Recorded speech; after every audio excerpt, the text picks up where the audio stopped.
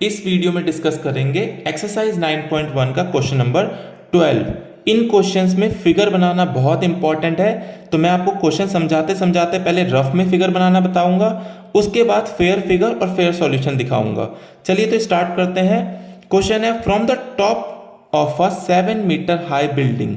एक बिल्डिंग दी है जो कितनी है, 7 मीटर हाइट की है। तो मान लीजिए एक बिल्डिंग है आपके पास, एक बिल्डिंग ले लेते हैं ए बी जिसकी हाइट है 7 मीटर। इसके टॉप से क्या कह रहा है, from the top of a 7 metre high building. इसके टॉप से क्या होता है, the angle of elevation of top of cable tower is 60 degree. इसका मतलब यहां से एक एंगल ऑफ एलिवेशन बनता है किसके लिए, एक केबल टावर है, यहां पे ये हो गया आपका टावर। एक स्ट्रेट लाइन अपने आप बना लेते हैं, एंगल ऑफ एलिवेशन बन जाएगा 60 degree and angle of depression of its foot is 45 degree. और एंगल ऑफ डिप्रेशन इसके फुट तक, सॉरी लाइन थोड़ा टेढ़ी बनी है, ये आप स्ट्रेट लाइन बनाइएगा, ये रफ फिगर है वैसे भी। एंगल ऑफ डिप्रेशन कितना आ रहा है, 45 degree. Determine the height of the tower. Tower की हाइट आपको पता करनी है, मतलब ये साइड, अगर ये साइड पी क्यू है तो आपको पी क्यू फाइंड करना है। आई होप आपको फिगर रफली बनानी समझ में आ गई होगी।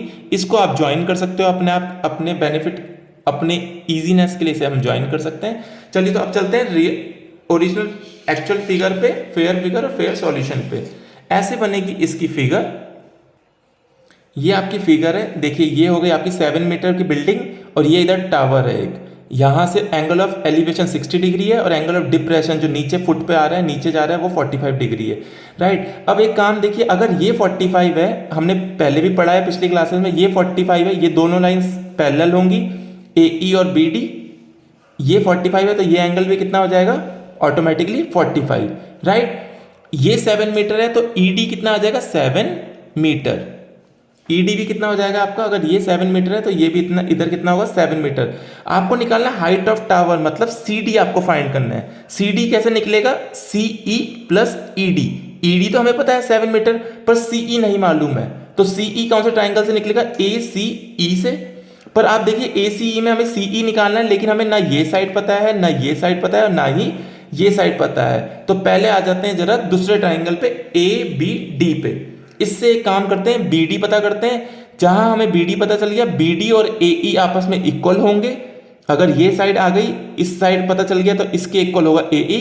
जब एई आ जाएगा तो एई के बाद हम सीई भी निकाल देंगे। चलिए स्टार्ट करते हैं। In triangle A B D, इस ट्राइंगल में आ जाइए ए बी डी में। देखिए यहां इस 45 के जो सामने है ये होता है परपेंडिकुलर और नीचे वाला होता है बेस। ये मैंने आपको कई बार समझा दिया है। परपेंडिकुलर बेस में कौन सा रिलेशन आता है, tan। tan होता है परपेंडिकुलर अपॉन बेस, तो हमने लिखा tan 45 is equal to perpendicular upon base. Perpendicular है ए बी, बेस है बी डी।